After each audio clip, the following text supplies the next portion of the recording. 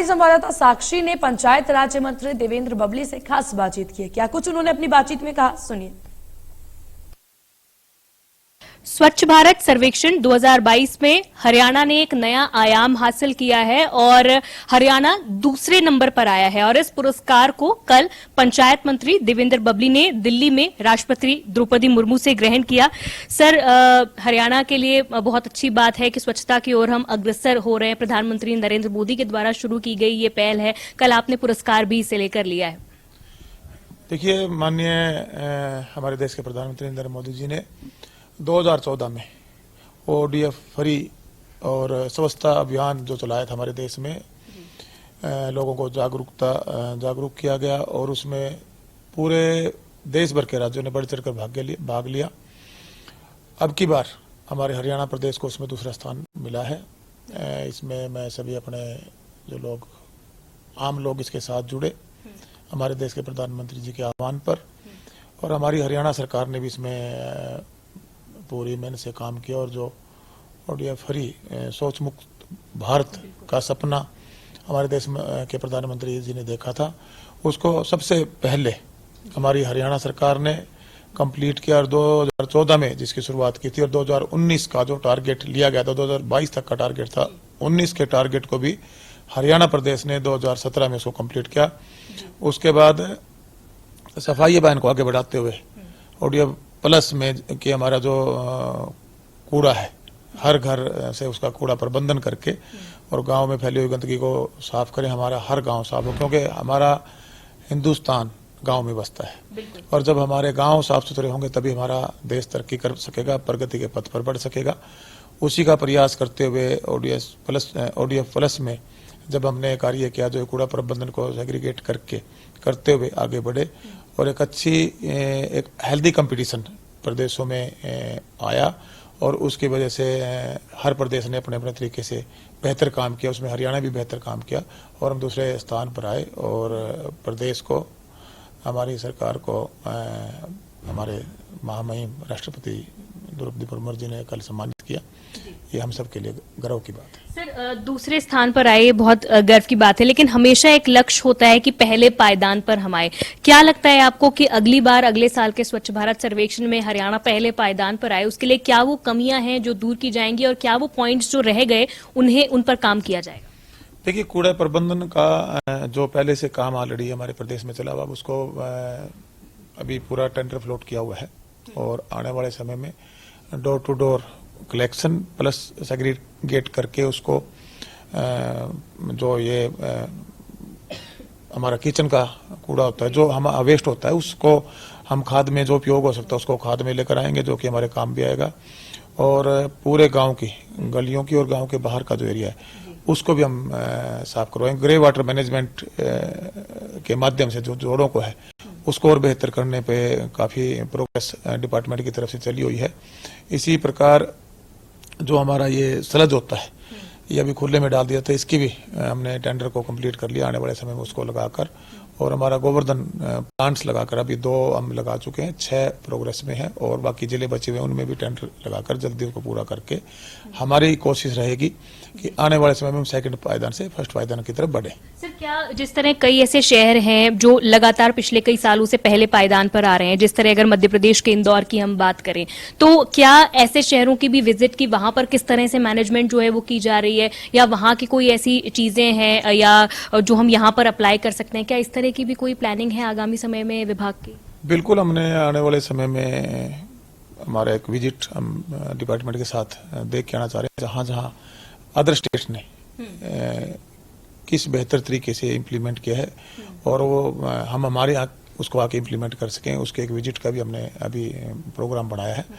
और जो ऑलरेडी हमारी सरकार ने जो कूड़ा प्रबंधन को लेकर और साफ सफाई को लेकर पिछले दिनों भी आपने देखा होगा कि एक महासफाई अभियान पूरे हरियाणा प्रदेश में संत रविदास जयंती पे हमने चलाया था। यही कारण रहा कि हजारों जो हमारे रूढ़ी के गोबर के बाहर गांव के ढेर लगे होते हैं उनको हमारे डिपार्टमेंट का आम आदमी का सहयोग मिला। और मैं कहूँगा कि ये जन जागरण अभियान भी था, इसमें आम लोगों को सचेत किया गया भी सफाई बहुत अत्यंत जरूरी है और सफाई को अपने जीवन में अपनाना होगा। उससे जब तक आम आदमी इसको नहीं अपनाएगा, इसमें अपनी ड्यूटी को ईमानदारी से नहीं करेगा तब तक ये 100% हम अचीव नहीं कर सकते। और अब मैं फील कर रहा हूँ पिछले दिनों कि बार बार हमारे माननीय प्रधानमंत्री जी और हमारे जो प्रदेश के मुख्यमंत्री मनोहर लाल जी हैं, उनके द्वारा भी, सरकार के द्वारा और हम सब के द्वारा मिलकर जो प्रयास किया गया, उसका रिजल्ट आने वाले समय में, अगले साल में मैं फिर कह रहा हूं कि शायद हम पहले पायदान की तरफ बढ़ेंगे। बिल्कुल सर। सर, जिस तरह आम आदमी में की भागीदारिता इसमें बहुत ज्यादा जरूरी होती है ना, गवर्नमेंट और विभाग जो है वो काम करता है, स्कीम्स लेकर आ सकता है, लेकिन आम आदमी जब तक अपने घर का कूड़ा कूड़ेदान में नहीं डालेगा तब तक गंदगी पूरी तरह साफ नहीं हो सकती। क्या आपको लगता है कि दंड या फाइन की जो भी है वो भी बहुत सख्ती से इम्प्लीमेंटेशन की जरूरत है? क्योंकि अगर दंड जब लगता है तभी आदमी को लगता है यार मैं ऐसा करूंगा तो मुझे फाइन भरना पड़ेगा। देखिए, कानून व्यवस्था तो हम सब की ड्यूटी है कि हम उसको कानून व्यवस्था को बढ़ाए रखें और जो हमारा नियम है उनका पालन करें। और इसमें मैं फिर कह रहा हूं कि आम आदमी जब तक जागरूक नहीं होगा, आम आदमी जैसे हम सुबह उठकर हम नहाते हैं, सेव करते हैं, अपने शरीर को साफ रखते हैं और फिर उस परमात्मा को याद कर अपनी आत्मा को साफ सुथरा करते हैं, इसी प्रकार ये देश भी हमारी आत्मा है और हमारे आत्मा जैसे हमें साफ रखनी होती है, शरीर को साफ रखना होता है, ऐसे हमारे गांव को, गांव की गलियों को, शहर की गलियों को और अपने घर को साफ करना होगा। और उसमें पहले से डिपार्टमेंट के माध्यम से कई बार जागरूकता के प्रोग्राम चलाए जा रहे हैं बार बार, और उसमें जो हम इसका प्रचार प्रसार भी कर रहे हैं और इससे लोग अवेयर भी हो रहे हैं। हम कूड़ेदानों का भी पूरे हर गांव तक प्रबंधन की व्यवस्था में लगे हुए हैं और जो ये रूढ़ियों के ढेर सड़कों पर इधर उधर लगाए हुए हैं, इसको भी हम एक प्लानिंग करके एक एरिया इसके लिए डिफाइन करके वहां पर इनको जाने का काम करेंगे, जिससे हमारे गांव साफ सुथर रह सके।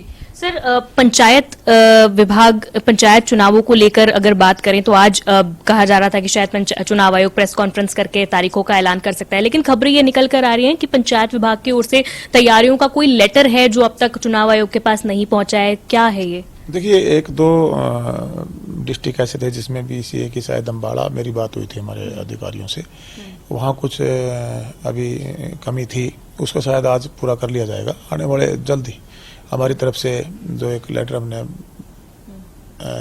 इलेक्शन कमीशन को भेजना है, जल्दी भेजेंगे। उसके बाद इलेक्शन कमीशन मेरे मानना है कि जल्दी आने वाले समय में चुनाव की घोषणा करेगा। सर, बीजेपी और जेजेपी बीच में क्या बातचीत चल रही है? मिलकर ये चुनाव लड़ा जाएगा या किस तरह से, क्या कोई बातचीत है? आप देखिए, फीडबैक लिया गया था, मैंने पहले भी आप लोगों को बताया, दोनों पार्टियों ने अपने अपने तरीके से काम किया था, अपने जिलों में अपने पदाधिकारियों से और आम लोगों से चर्चा करके एक फीडबैक आया है। सबने अपने आगे यहाँ कमेटियां दोनों पार्टियों की बनी हुई थी, वहां पर उनसे चर्चा हुई है।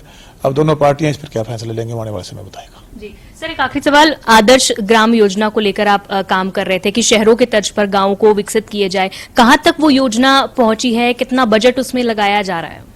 देखिए, जो आदर्श गांव योजना थी वो सरकार की ऑलरेडी पहले से चली हुई है। मैंने पहले बताया कि जैसे ग्रे वाटर मैनेजमेंट का हरियाणा प्रदेश में हमारे करीबन 18,000 से ज़्यादा हमारे पौंड हैं, उनको सबको हम वेटलैंड जो भी हमारी स्कीम्स है धरातल के हिसाब से उसको अलग अलग तरीके से उनको ठीक करेंगे, उसका प्रबंधन करेंगे। और उसके अंदर जो ग्रे वाटर है जब वो कंट्रोल में हो जाएगा और उसका एक रिचार्ज सिस्टम नेचुरल प्रोसेस से वो कैसे हो सकता है, उस पर भी 2-3 एजेंसियां काम पे लगी हुई हैं, बेटर रिजल्ट भी उनके आए हैं। उसको इम्प्लीमेंट करके साथ में जो हमारे गांव का साफ सफाई, मैंने पहले बताया, कूड़ा प्रबंधन के माध्यम से जो हमारा गोवर्धन, जो गोबर गैस प्लांट लगाने का भी उसमें एक है, जो हमारे STPA लगेंगे, जो हमारा सलज वगैरह ये खुले में नाम इसको फेंकें, उसको लेकर साफ सफाई के कर्मचारियों को भी आगे देख रहे हैं कि और पर कैपिटा उसको कुछ इंक्रीज कर सकें। और साथ में ग्रीन एनर्जी में सोलर पर जाकर और जो मूलभूत सुविधाएं हैं जैसे स्वच्छ पीने का पानी, ऑलरेडी हम काफ़ी हद तक उसमें हमने अचीवमेंट किया है। 24 घंटे की लाइट में अभी काफ़ी अचीवमेंट किया है। ई-लाइब्रेरी हम लोग लेकर आने लगे, उसके टेंडर हमने फ्लोट कर दिए बहुत जल्दी। वो फर्स्ट फेज की 1200 के आसपास लाइब्रेरी आपको गांव में नजर आएंगी। ऐसे आधुनिक जिम जो हमने पहले उसकी घोषणा की थी सरकार ने, उन पर हम इम्प्लीमेंट में लगे हुए हैं, उनके भी टेंडर कुछ के हमने फ्लोट कर दिए हैं। कहने का भाव ये है कि जो 9-10 सूत्रीय कार्यक्रम हमने गाँव की डेवलपमेंट के लिए चलाया था, अब वो प्रोग्रेस में। और मैं ये महसूस कर रहा हूँ कि आने वाले इस साल के एंड और नए साल के फाइनेंशियल ईयर तक हम काफ़ी अचीव करेंगे और उसमें काफ़ी एक बड़ा बदलाव मैं महसूस करता हूँ कि आपको गांव में नजर आएगा। और जो हम बार बार बात करते हैं गांव का शहरीकरण, वो शहरीकरण होता हुआ गांव का आपको नजर आएगा। क्यों, पार्क भी हम लेके आ रहे हैं गांव के अंदर, सोलर लाइट का भी हमने प्रोविजन अभी तैयार कर लिया है।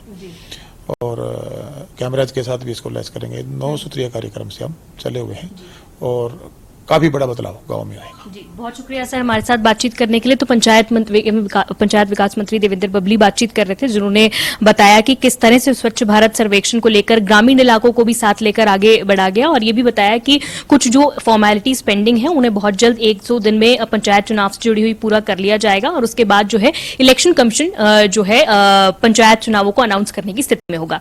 कैमरा पर्सन शिवम के साथ साक्षी शर्मा, इंडिया न्यूज।